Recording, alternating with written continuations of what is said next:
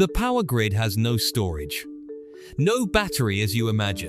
But those black and white stripes from the 1950s had already reached a physical dead end. The power grid has no storage. They could only hold around 20 characters, too little to identify an engine component, let alone an entire global supply chain. That is why the QR code was born. A quiet surface became a two-dimensional hard drive. Meanwhile, fiber optics glass the water battery. Wind and solar sound clean but behave like a leaking faucet. When you need them, they disappear. When you sleep, they surge uncontrollably. The grid cannot simply refuse extra energy. It must absorb it or collapse trying. So, engineers built something unusual, a high-altitude dump. This idea is older than it sounds. Early 20th century engineers noticed something simple. If you cannot store electricity, store what it can create. More precisely, height. They built two reservoirs, one low, one high. And just like that, the water battery was born. The pumping mechanism. Its mechanism is brutally simple, almost insulting. At night, when electricity is abundant, pumps run non-stop. They push millions of tons of water uphill. Imagine carrying buckets to the third floor endlessly. That is how the system is charged. But water does not like staying up there. Gravity is always waiting, patiently pulling downward. When power is needed, valves open, water accelerates downward. It strikes turbines, converting stored potential into power. The cost of friction. But nothing in physics is free. During pumping, friction and turbulence quietly steal energy. You lose about 20 to 30% just moving water. Sounds inefficient, almost foolish.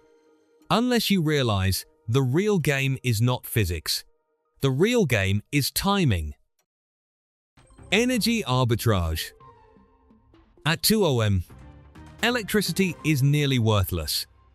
At peak hours, demand surges, prices explode. They release water and sell electricity at a premium. This is not pure storage, not in the strict sense. This is arbitrage. Buy low, sell high, using elevation as currency. Not gold, not oil, but water and gravity. A quiet form of energy, smuggling, perfectly legal. Geographic constraints. But this system has a weakness you cannot ignore. It depends entirely on geography. You need two massive reservoirs far apart in elevation. You need mountains, space, and sacrifice. Entire valleys must become artificial lakes. Not every place can afford that transformation. Even where it works, the cost is enormous. Dams, tunnels, turbines, pumping systems all must endure decades. One failure releases millions of tons of water. Not exactly a comforting scenario. From a physics standpoint, the system is not elegant. It does not compress energy nor optimize materials. It does only one thing repeatedly. It forces water uphill, then waits. Waits for gravity to repay the debt.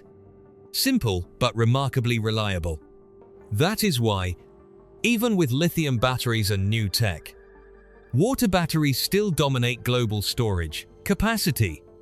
Not because they are modern, because they scale and they endure. But the story does not end there. As suitable mountains disappear, so do storage options. We begin to run out of places to hang energy. And when height is no longer available, we must go somewhere else. Somewhere darker, deeper, more dangerous. Water batteries are not magic. They are a compromise between physics and demand. A way to stretch a few extra hours of light. By suspending millions of tons of water in the air, just to delay an inevitable imbalance. And when mountains are no longer enough, what would you do next? Perhaps pump compressed air deep underground? Turn the Earth into a giant balloon waiting to snap. We'll get to that next time.